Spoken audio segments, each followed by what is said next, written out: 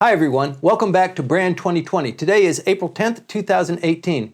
On Brand 2020, we focus on Japan's attempts to portray itself to the outside world, sometimes known as propaganda, and how it portrays itself to the citizenry and the people who live here, foreign companies as well.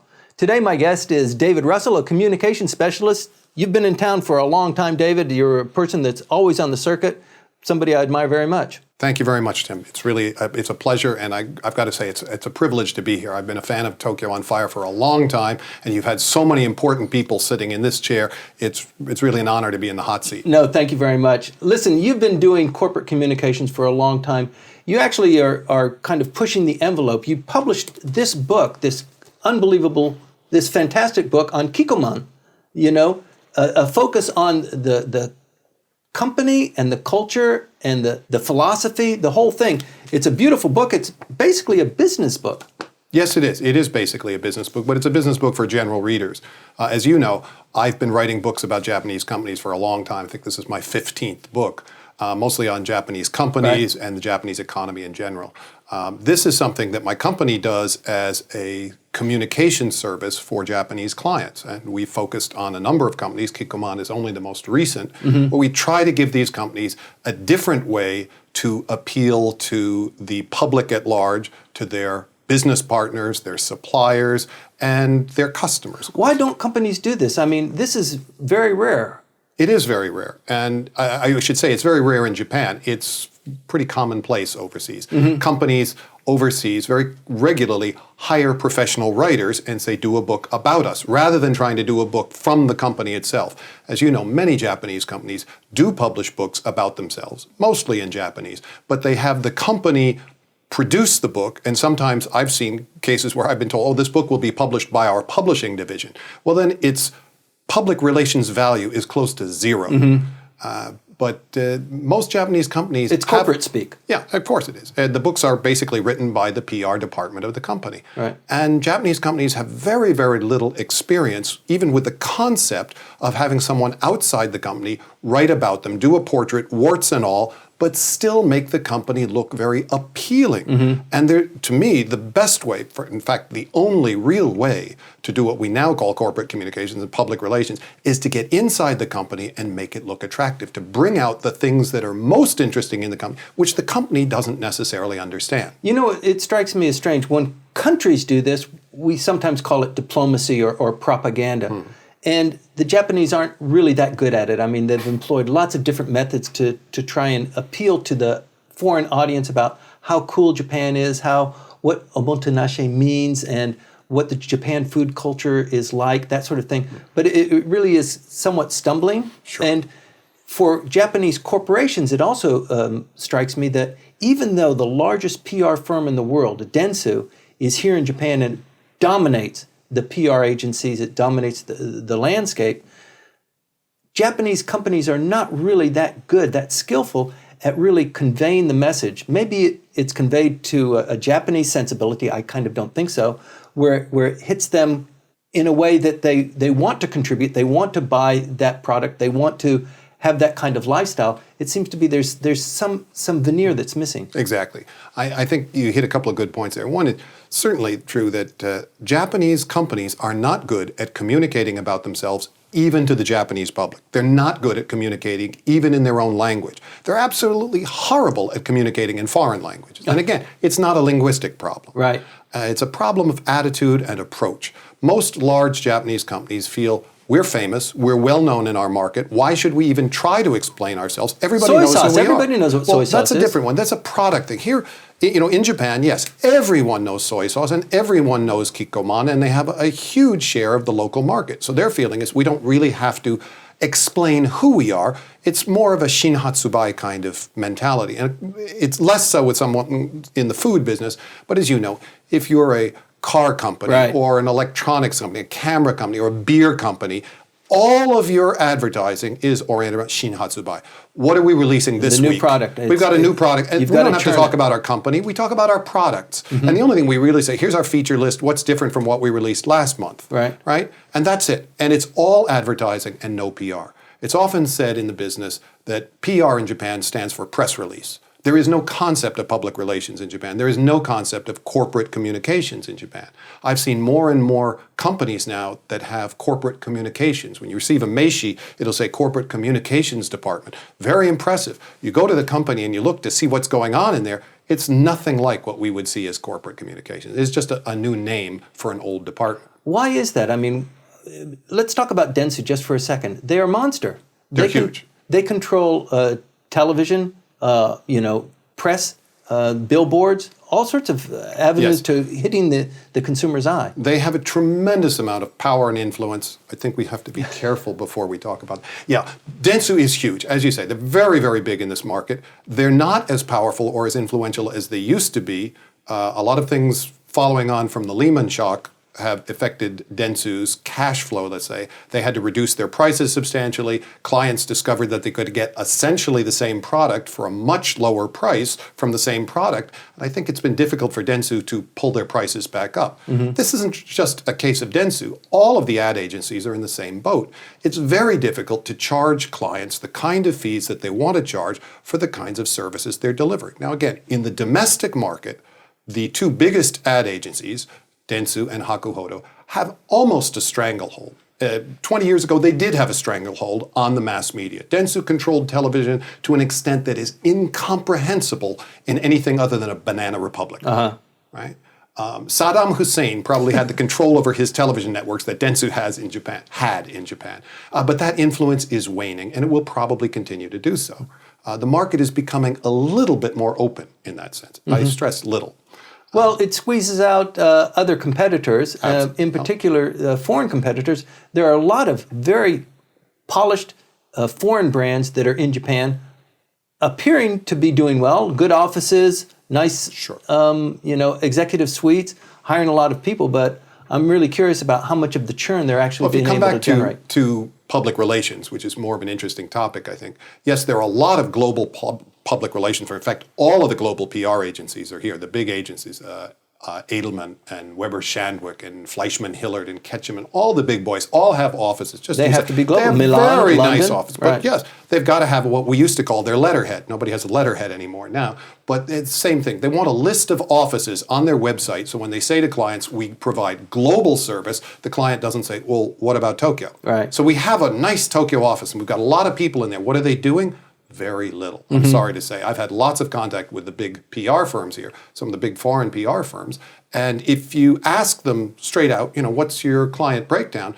In almost every case, they say about 50-50 foreign clients and Japanese clients. And then you take the CEO out for drinks and you get off the record and, well, what is it? Well, it's about 90% foreign clients and a little bit of Japanese business. Now, the Japanese business is growing, but it's no 50% share of what they're doing. So what's really going on is that these companies have a Tokyo office so they can brag to their foreign clients about having a Tokyo office, and then they provide services in Tokyo for overseas clients who basically pay for a global campaign. Yeah, you get a global campaign, we'll do your Japan side also. It's one of 100 countries where we're going to give you services. But that's very different from providing global quality public relations to Japanese corporations. And so Japanese companies really, in that sense, are being shortchanged. What is it? What's the essence that we're missing? Not we're missing, but that the PR advertising, not advertising, because it looks like they have advertising down pat here. It's more the PR, the corporate communications, the kind of things that you're advising Japanese companies to follow.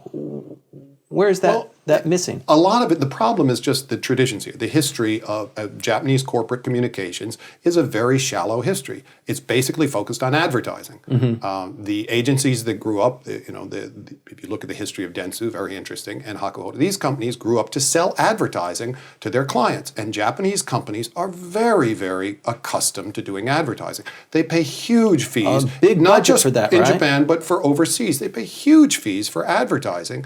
And in many cases, the advertising they get in Japan is first rate. Is that because they can reflect on their balance sheet, we paid this much and our sales kind of ticked up like that, whereas... No.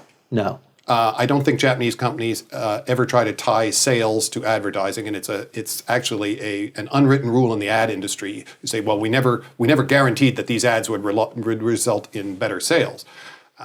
Japanese companies are used to doing advertising because they're used to doing advertising.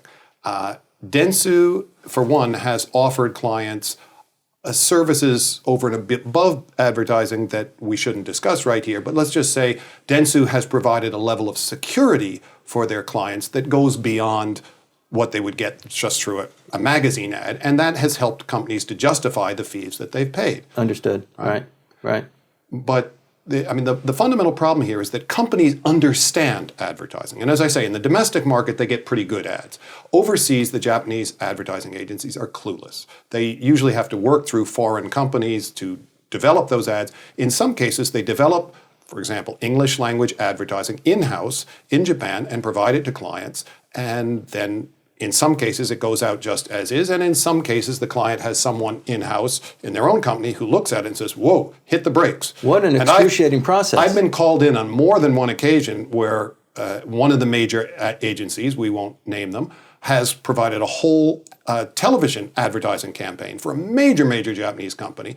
And when the company got what they paid for, they said, we can't show this. This is garbage. And they called me in and said, what can you do? We can't change the visuals. They're already locked in. Could you rewrite it? Yeah, okay, as best I can. Rewrite the television ad campaign. Rewrite the magazine ad campaign. The visuals in the magazine ad and the text in the magazine ad didn't match up at all, and the English was terrible. The TV version, the visual version, was even worse. And it all had to be redone at extra cost to the client. And little by little, Japanese companies are coming to understand this isn't the smartest way for us to do business. We can get better value elsewhere. So how, for people who are watching this that might be in the Ministry of Finance or the Foreign Ministry, how is this meaningful to them in portraying Japanese to the outside world? Because it seems to be a cultural context. Yes, there is a cultural aspect to it. The corporate problem is very much a corporate structural problem, but there is some sense of a cultural background here. And the real problem that you brought up right at the beginning is not in corporations explaining themselves to, for example, customers overseas. The bigger problem is Japan trying to explain itself to the rest of the world. And Japan has done, I would say, just about as bad a job portraying itself and its desires, its long-term vision to the outside world as Japanese companies have done in trying to present their case to customers overseas. Why? Good question. Why? I don't really know the inside of that. I'm sure that part of the answer involves the organizations that they have asked to help them to craft their message and to communicate their message. The messages that have been crafted, I think, have been embarrassingly bad. And as you know, the whole cool Japan thing, which anyone who's been in Japan or has any affection for Japan refers to as Hello Kitty Japan. What you're trying to do is take a country with a 1,000-year-plus history, a country that's created some of the greatest cultural landmarks, and the Tale of Genji, you name it, all sorts of very highbrow, high culture things, and dumbed it down to cool Japan, which is anime and Harajuku fashion, all of which are good things and good things to advertise, but to make that the standard bearer for Japan and the most attractive aspects of Japan, it's Hello Kitty Japan. Well, some people might say, well, that's just, you're just an arrogant white guy, especially from America, kind of pushing your views on us Japanese. We know how to do things. We know how to respond to situations and to appeal to people. It seems to me that there really is an essence here that foreign countries, and that's a broad term because not everybody reacts the same way, but it does seem that there's a competitive advantage maybe that some Western countries, because of their long-term advancement in different aspects of marketing or in, corporate communications, they've figured out a little bit of a trick of triggering psychology, the human psychology, that seems to be lacking. I'm not sure. I can't put my finger on it. One of the fundamental problems here, and it's a fundamental problem in corporate communications, and it's an equally fundamental problem in national communications, is what I refer to as broadcast PR. And that's essentially what's been going on in Japan forever. Japanese companies, in general, when they want to communicate something, it's what we want to say. So I'm going to tell you what my new products are. I'm going to tell you what you need to know about my share price. It's like my teachers in college. Exactly. Right. Basically, the sensei is lecturing to you. And it's all one-sided communication, which is not communication at all. Yesterday, I had to lecture to a an investor relations seminar where I literally did have to lecture, and I tried to say to them, this is the wrong way to communicate with shareholders. It worked well 50 years ago. It doesn't work well now. There has to be a give and take. There has to be interactive. This is what social media are all about. You notice now, all of the ministries in Kasumi Ngaseki and the Kante all are using a whole raft of social media now, at least to give the impression that we want interactive communication. That's we right. care about you. But this is very new. How well they're actually using that and how much they truly believe in that is a whole different discussion. But the problem is, for the country, as with the corporations, is very one-sided. We're Japanese. We know what we should be proud of. We know what foreigners want. We know what foreigners should want to see when they come here, so we're just going to tell you. And that attitude of, we know what we want, and so we're going to tell you what's important, and you're going to take notes, and then you're going to come here, and you're going to go to the temples that we told you to go to, and you're going to go see all the tourist sites that we think are important. That attitude has helped to sink Japan. Is it changing? It is changing, and it's changing for a lot of reasons. The attitude isn't changing so much, but one of the things that's changed in every aspect of communications, of course, is the internet, which has suddenly pulled the rug out from under these people and said, wait a minute, the whole rest of the world is able to share their opinions. And, it's the TripAdvisor generation where people can say, hey, don't listen to what they said about this. This is really interesting. Or I found this thing and this is really cool. Let's go see that. And so there's a lot more peer-to-peer sharing that's making the one-sided PR, the broadcast side of it, much less important than it used to be. But the fundamental problem is still that we know best, we're going to tell you. And that's really hurting not just the country, the corporations have to get over that. This is a kind of a soft power that if you're being critical about it, you could say that the Japanese are beginning to amass experience and skill in that, at the same time that the foreigners the foreign providers are kind of staying at somewhat a steady level, and there comes a time where maybe the Japanese can, take on their own. Are the foreign competitors, increasing a market share? Is the market share kind of going down? Is there this kind of dynamic that's happening? I'm not familiar with all the most recent statistics. What I'll say in general is that the market as a whole, the pie is not getting a whole lot bigger. And the reason is fundamentally is Japanese companies still don't understand PR. So they're not reaching out to the PR companies and saying, help us. That's what's going to change, is little by little Japanese companies would realize that we may not know best how to communicate our message in Thai, in Chinese, in Russian, in English. Maybe we should go to professionals who not only have the language skills, but are professionals in communicating corporate activities, corporate philosophy, corporate vision to their stakeholders. And as that begins to happen, two things, the pie will get bigger and the foreign share of the pie will grow exponentially. Okay, but here in Japan, I can kind of see that for a foreign national company coming into this market, they might be hand-holding with their provider in the United States or what other country they come from for a bit, but they see that the lion's share, if they really want to get a deal, these guys are going through them too. Maybe backdoor, but it might be a better deal to go direct to Hakuhodo or Dentsu. That tension. You can criticize them all you want. The big Japanese companies have enormous clout in this market. If I were the communications director of a big U.S. firm, for example, and I were sent to Tokyo, first thing I do is get an account with Dentsu. Right. I'd say, look, we want TV commercials. How are we going to get that? Dentsu can pick up the phone and it's done, just like that. Easy as pie. I want not just advertising, I want articles in the newspaper. I want product placement in TV shows. Where are you going to go? Is a foreign company going to give you that? There are foreign companies that are starting to make little dents in there, but I don't have the time to fool around with that. I want results. I want them now. Forget about the budget. I'll pay whatever it costs. Show me the results. Dentsu can do that for you. Right. In most Japanese companies, and probably a lot of foreign companies as well, the marketing department is the biggest cash cow. I mean, it's the one that has the biggest budget. Sales probably is second, but this is where they spend most of their money, and this is where they need to reflect that the work that we've done has generated these kinds of results. So it seems like a really difficult nut to crack. It is. It's a very difficult nut. And again, as you say, the whole marketing side is just cash out.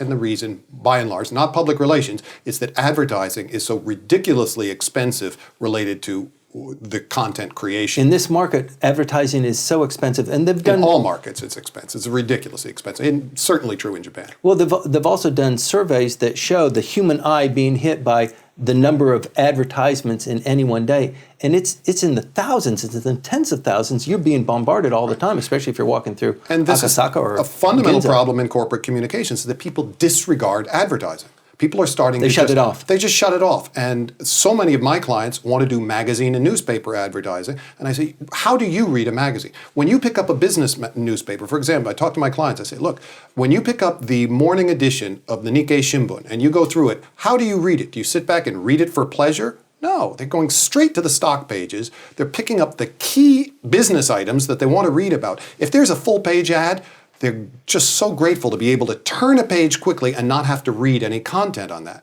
The more advertising, the less I have to look at. People want business news. It's equally true of people reading the Wall Street Journal or the FT. They want to turn those advertising pages and get to the meat of the paper. Nobody has time to sit back with their feet up and enjoy the paper anymore. Those days are gone. In the digital world, it's again, several exponents above that. If you see an ad, you're just going to click past it as fast as you can and move on. People are looking for content. And so the old model of advertising for these companies, lots of money being spent on things people are not looking at. People not only want content, though, they want connection. Sure. Right? And triggering that really is a skill. That's an art, isn't it? That is a huge point that Japanese companies still don't get and that Western companies are struggling with. How do we engage with customers? How do we engage with investors and shareholders? That's a whole new world. People never had to deal with that, you know, and Western companies have been struggling with it for, I would say, the last decade, and things are going to get worse, not better. Right? But Japanese companies still living in blissful ignorance. Corporate communications provides us a kind of a kernel into how Japan portrays itself, not only to the people who consume and live in Japan, but also to foreigners as well. Please stay tuned. Brand 2020.